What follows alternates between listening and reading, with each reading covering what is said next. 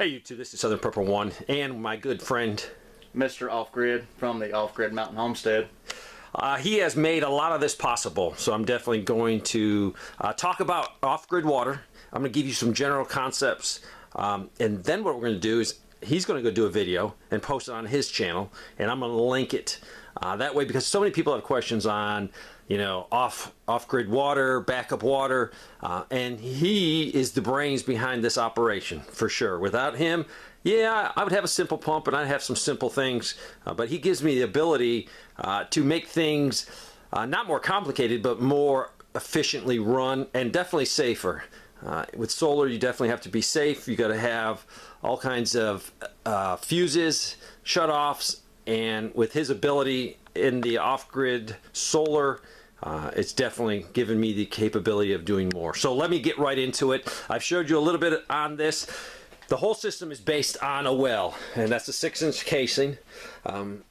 I built this box around it, and it has a lid on it. That's to protect everything, because you don't want to run into any of this pipe, break it, and have a water leak.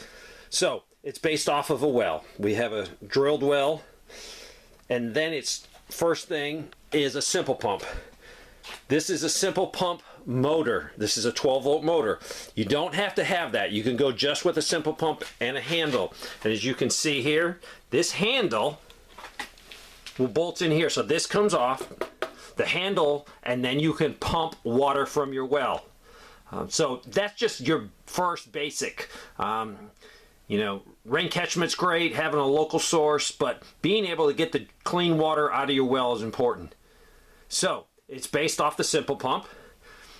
I have a 12-volt motor, and what powers this is some solar panels and this system here. I'm not going to go into this system because my buddy's going to go into it. It is not really complicated. You got to know what you're doing. It is expensive. It is nickeled and dimed me to death. So basically, we take water from the well. The simple pump motor pumps it into this tank. Now this tank at this time has no cutoffs, so I manually have to cut it off. Cut it off and cut it on by this switch, simple pump. This is my reminder. I put that around my neck, so if I forget, that thing sticks right on my chest and I feel it, and I can run back here and turn the pump off, because the way I have it now with no cutoffs, and we're gonna put a cutoff. Mr. Off Grid is gonna figure out the best one for me. And that way, this thing will come on when it needs water and fill this tank up. So from this tank, the water comes out the bottom, and there is a 12-volt pump right there, as you can see. That has a pressure switch in it, and that pressurizes my house. And basically, I'm using my existing, I have 2 pressure tanks, and it pressurizes those tanks. So we have totally off-grid water powered by solar. So this is one solution you can do. You sort of need a room inside. A lot of people have their well outside, so you might have to build a well house around it so you can put all these components. Mr. Off Grid is going to explain everything to make it a little easier, so if you're thinking about doing it, give you some ideas. So I'm glad I have this done. It's one thing I can check off my list. The reason I went with such a small tank, because I don't want a ton of water sitting in here just getting stale. This way it's recycled very quickly if we're using it for the 2 houses, my house and Nate's house.